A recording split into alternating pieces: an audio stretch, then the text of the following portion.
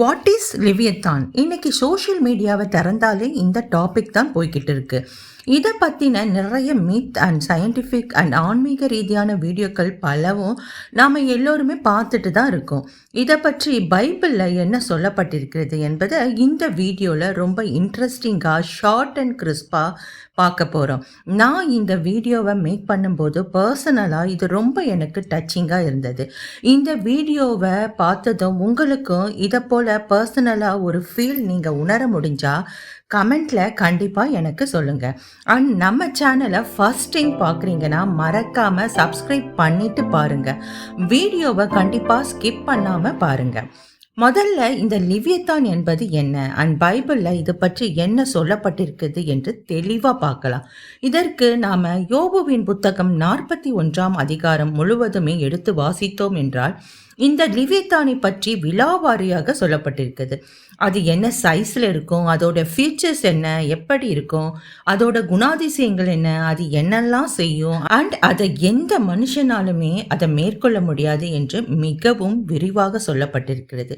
இது உலகம் முடியும் போது வெளிப்படும். அப்போது பூமியில் இருக்கின்ற சகல ஜீவராசிகளையும் இது கொன்று குவிக்கும். அண்ட் பூமியிலே இது வெளிவரும்போது நிறைய பாதிப்புகள், அதாவது பூகம்பம், எரிமலை, சுனாமி இது போன்ற பல பேரழிவுகளை இது கொண்டு வரும் என்றும் சொல்லப்பட்டிருக்கிறது. இது தீமையை உருவகப்படுத்தி சொல்லப்பட்ட ஒரு உவமையாக கொள்ளலாம். நம்ம எல்லோருக்கும் புரிகிற மாதிரி சொல்லணும்னா இது சாத்தானின் மறுவடிவம். இதை எந்த மனிதர்களாலும் மேற்கொள்ளவே முடியாது.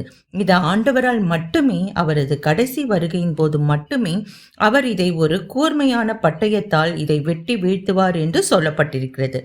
இந்த வீடியோவோட ஸ்டார்டிங்கில் நான் இந்த கண்டென்ட் எனக்கு பர்சனலாக ஃபீல் ஆச்சுன்னு சொன்னேன் இல்லைங்களா, அதை பற்றி இப்போ பார்க்கலாம். இந்த லிவியத்தான சாத்தான் என்று நாம் எடுத்துக்கொள்ளலாம். இந்த சாத்தான் இப்போ நம்ம கூட இருக்கானா, நம்ம மத்தியில் இருக்கானா, நாம் இவனை பார்த்துருக்கோமா? நம்ம கர்த்தரையும் நேரடியாக யாரும் பார்த்ததில்லை அண்ட் சாத்தானையும் யாரும் பார்த்ததில்லை, கரெக்டா? ஆனால் நாம் நம்புகிறோம். எப்படி? நாம் பைபிள் படிப்பதால், நம்ம பேரண்ட்ஸு சொல்லி கொடுத்ததால நம்புகிறோம். ஆனால் இன்னைக்கு கர்த்தரும் நம்மோட தான் இருக்காரு, சாத்தானும் நம்மோட தான் உலாவிக்கிட்டு இருக்கான். அது எப்படி? நம் கூடவே வசிக்கும் சக மனிதர்கள் மூலமாகவே. இன்று நம்முடைய குடும்ப வாழ்க்கையிலே நிறைய உறவு சிக்கல்களை நாம் வாழ்ந்து கொண்டிருக்கிறோம். இது ஃபேமிலி ரீதியாக அல்லது நம்ம ஒர்க்கிங் பிளேஸில் ஆர் நம்ம பார்ட்னருக்குள்ளே, நம்ம சில்ட்ரன்ஸ்குள்ளே, நம்ம பேரண்ட்ஸ், சிப்ளிங்ஸ், இப்படி எல்லாருக்குள்ளேயும் ஒருவித உறவு சிக்கலில் தான் பலர் இன்று வாழ்ந்து கொண்டிருக்கிறோம். நம்மில் ஒரு சிலர் நாம் மிகவும் நியாயமாகவும் நீதியாகவும் நேர்மையாகவும் நடந்து கொள்கிறோம். அதே போல் நம்மை போல இருக்கின்ற நம்முடைய சக மனிதர்களே ஒரு சிலர் மிகவும் முரட்டாட்டமான குணங்களோடு இருக்கிறார்கள். தன்னுடைய சக மனுஷனையை துன்புறுத்துபவர்களாகவும் ஏமாற்றுபவர்களாகவும் அவர்களுடைய அழகான ஒரு வாழ்க்கையை, நம் நிம்மதியை குலைப்பவர்களாகவும் இருக்கிறார்கள். இது இன்று நம்ம நிறைய பேருக்கு நடந்து கொண்டுதான் இருக்கிறது.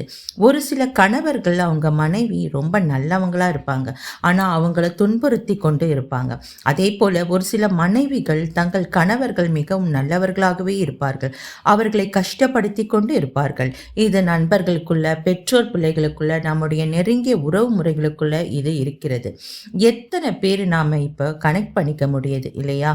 இப்படி தன்னோடு வாழ்ந்து கொண்டிருக்கும் சக மனிதனை தன்னுடைய சுபாவத்தாலும் பழக்க வழக்கங்கினாலும் துன்புறுத்தி கொண்டிருக்கும் அனைவருமே சாத்தானின், அதாவது இந்த லிவியத்தானின் மறு உருவங்கள் தான்.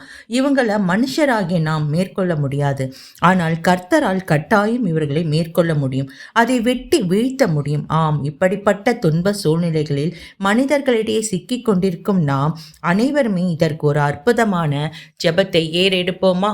கர்த்தராகி எங்கள் பரிசுத்த தேவனே, நீரே இந்த உலகத்தின் இரட்சகர் என்று நாங்கள் நம்புகிறோம். உம்முடைய வேதத்திலே சொல்லப்பட்டிருக்கிறதை போல நீர் சாத்தானை உமது காலுக்கு கீழாக நசுக்குகிற தேவன். இன்று உம்முடைய அடிச்சுவடுகளை பின்பற்றி நீதியாகவும் உண்மையாகவும் நேர்மையாகவும் வாழ்ந்து கொண்டிருக்கின்ற உம்முடைய தேவ ஜனங்களை துன்புறுத்தி கொண்டிருக்கின்ற அனைத்து நபர்களையும் ஒப்புக் கொடுக்கிறோம். ஆண்டவரே, நீர் இந்த பூமியில் உள்ள அனைத்து மனிதர்களையும் உம்முடைய சாயலிலேயே உம்மை போலவே படைத்தீர் என்று வேதத்தில் சொல்லப்பட்டிருக்கிறது. ஆனால் உம்முடைய தேவ ஜனங்களில் ஒரு சிலரை சாத்தான் வஞ்சித்து அவனுடைய சுபாவத்தை பிரதிபலிக்கக்கூடிய நபர்களாக மாற்றி உம்முடைய தேவ ஜனங்களை வஞ்சித்து துன்புறுத்தி கொண்டிருக்கின்றான். இப்படி சாத்தானின் அடிமைகளாகவும் ரூபங்களாகவும் இருந்து எங்களை துன்புறுத்தி கொண்டிருக்கும் நபர்களை உம்முடைய கரத்தில் இன்று நாங்கள் ஒப்புக் கொடுக்கிறோம். நீர் எப்படி சாத்தான் உம்மை வனாந்தரத்திலே 3 நாட்கள் சோதித்த போதும் நீர் சாத்தானை வெற்றி கொண்டீரோ, அதுபோல நாங்களும் இந்த சாத்தானை வெற்றி கொள்ளும் அற்புத ஆவியின் சக்தி எங்களுக்கு தாரும். எங்கள் துன்ப சூழ்நிலையில் நீரே எங்களை பாதுகாக்கிற தேவன். எங்களுக்கு வரும் எல்லா இடர்பாடுகளும் தகர்த்தெறிந்து உம்முடைய தேவ ஜனங்களுக்கு ஒரு பாதுகாப்பையும் ஆசிரியையும் வழங்குவீராக. எங்கள் ஜெபம் கேளும் ஜீவனுள்ள நல்ல தேவனே, ஆமேன். வீடியோ பிடித்திருந்தால் லைக், ஷேர், சப்ஸ்கிரைப் செய்து கொள்ளுங்கள். God bless you. Have a wonderful, blissful day.